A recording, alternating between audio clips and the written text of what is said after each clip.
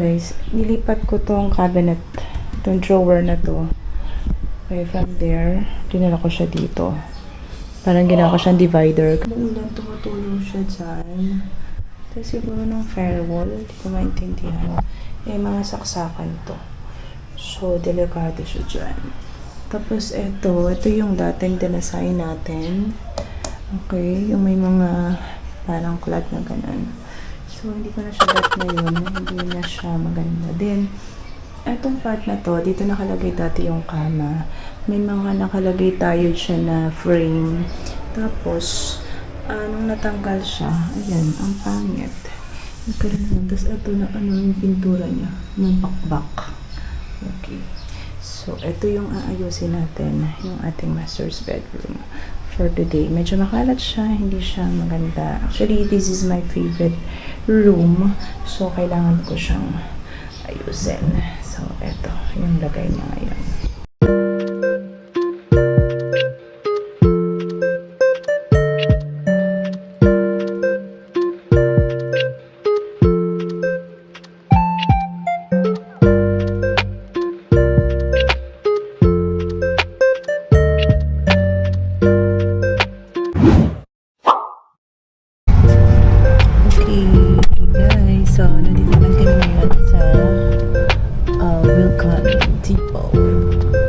So, magtitingin lang kami ng pintura. Si Daddy nasa labas na siya. Magtitingin lang kami ng pintura at saka anong pan-decor dun sa master's bedroom namin.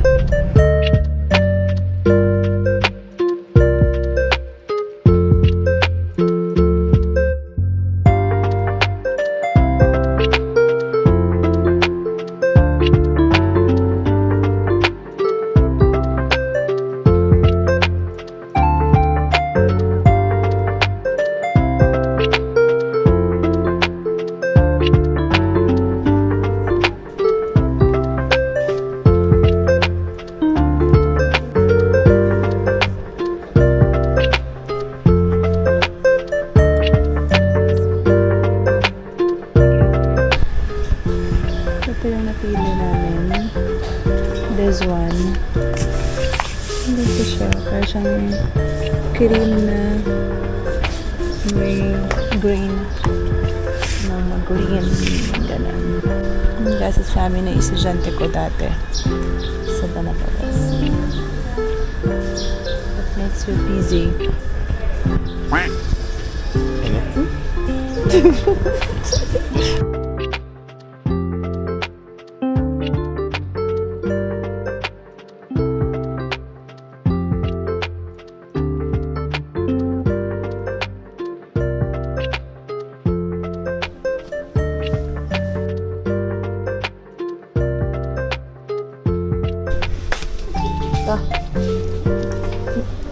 Yung pang nasa sa akin.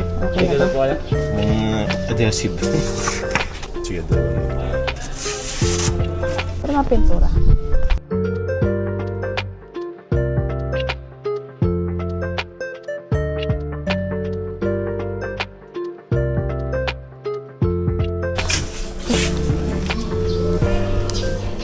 Ano ba loob nun? Ba't parang mag-gray? Ganda po walang finish na. Kasi po. Isa lang.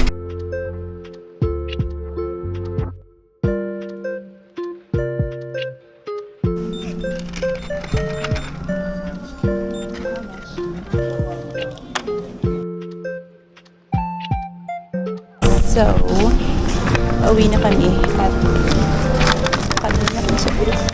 Hold up.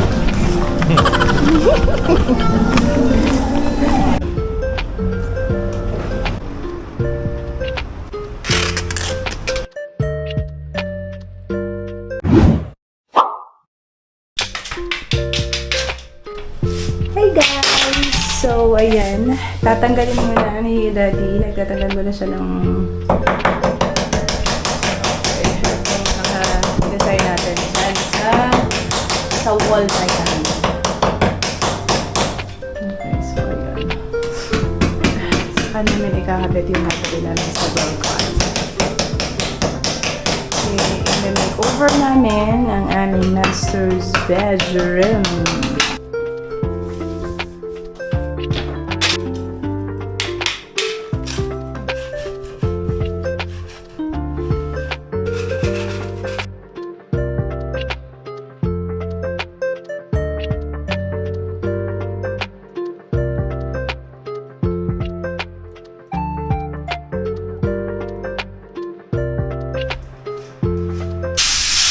Okay, so naglilihan ako kasi natapos na yung masilya. So, naglilihan na lang ako. Then after this, pwede na siyang pinturahan.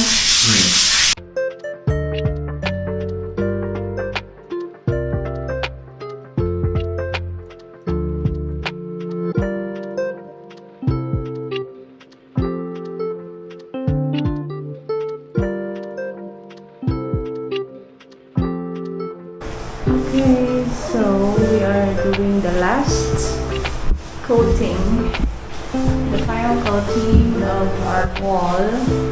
So, hindi na namin nilagyan yung dalawang side na yun. Kasi, may ilalagay tayo doon na wood clad o yung cladding niya. So, hindi na namin nilagyan. Ito lang gitna. Ganda niya. Mas maganda siya sa personal kaysa sa camera. Bale, yung paint na yan ay DIY ko lang siya. Pinaghalo ko siya kasi hindi ko makuha yung taupe talaga. So, nag-DIY ako. Naghalo ako nung Dives na ano ba to? Let's see. This one. Khaki Classic. And this Mud Opie.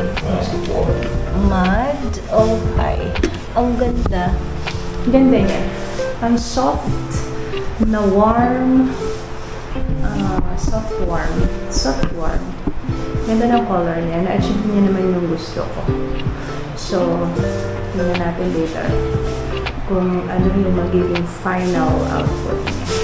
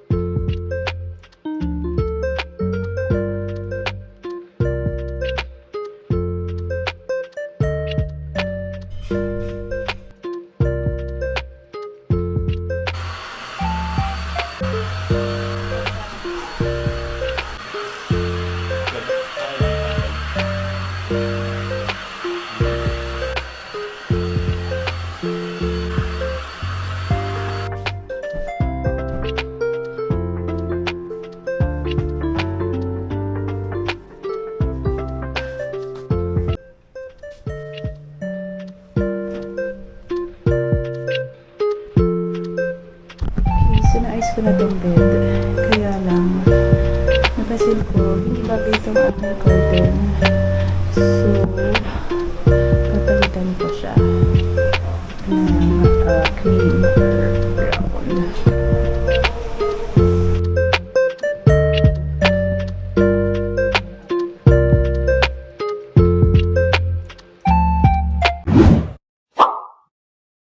Okay, so tapos na tayo ng ating makeover. Silipin natin ang loob ng ating room. Okay, so ayan. Pagpasok ng room, so dito sa right side, makikita natin yung aking vanity area. Diretso siya dun sa may CR. Ayan. So, hindi ko muna papakita tong laman ng aking vanity Okay, kasi bukod ko na lang na video siya. So, ito yung aking closet. Okay, so, ayan. Ayan. Then, in here, naglagay ako ng isang chair dito. Parang pagdating, pahingahan, ganon. Then, ito yung curtain na kinabit ko.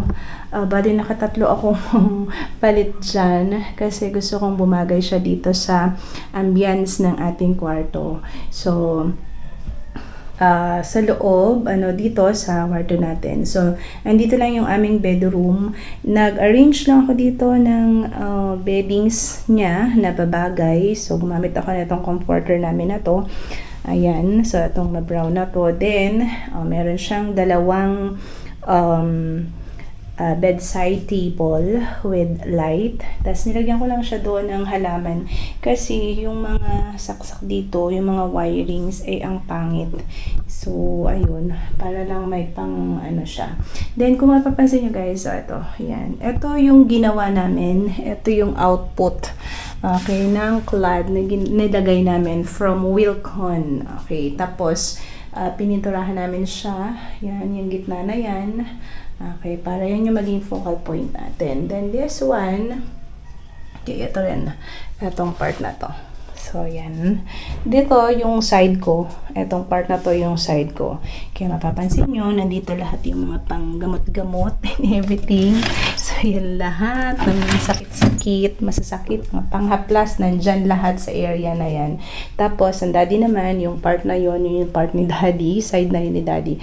Nasa loob naman nun is mga pang-emergency. Okay. Then, dito, nilagay ko lang dito yung part ng TV namin. Naglagay ako ng divider kasi para pagpasok, hindi naman kitang-kita agad na nakahiga kami dito. So, dito ko nilagay yung TV. Kung mapansin nyo, from there, nilipat ko siya dito sa part na to. So, okay naman siya. Tapos, ipinatong ko siya dito sa drawer na to ng ilang mga damit pa ng daddy. Nandiyan kasi yung mga damit na daddy. So, ito lang yung binago ko dito sa aming master's bedroom. So, natutuwa ako dun sa kinalabasan kasi ito lang yung ambience na gusto ko. Yung very cool, tapos cool na warm, kaya na very simple lang siya. Diba? So, gusto ka kasi medyo madilim actually yung niya para mas mabilis kaming makatulog. So, na-achieve ko naman ang look na gusto ko. So, I'm very happy with this. Ayan. Siyempre, katulong ko dyan si daddy pag-aayos ng lahat ng yan. So, isang tawag ko, daddy, pakabend ito, daddy. Okay. So, hindi ako makapagpakita at ako ay medyo hindi pa kagandahan ng itsura. Ayan. So, yun lang. So, dito ko na po tinatapos ang video ng ating room makeover. Thank you very much.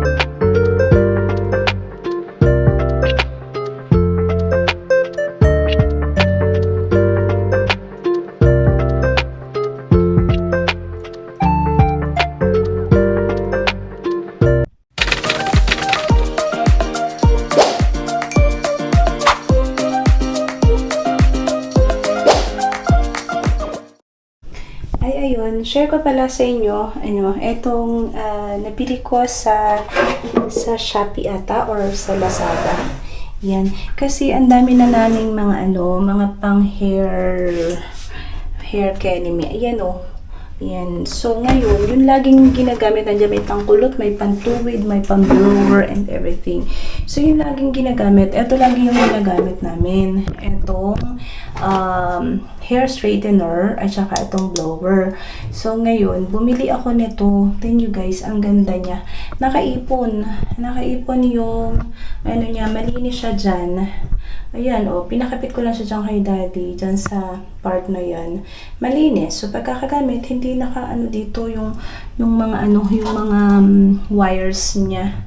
Yung mga cable, yung mga cable niya. So, ayan. O, diba? Ang ganda-ganda. Tapos, ito ko na rin inilagay itong isang electric fan na to. Ayan, share ko lang sa inyo yan, guys.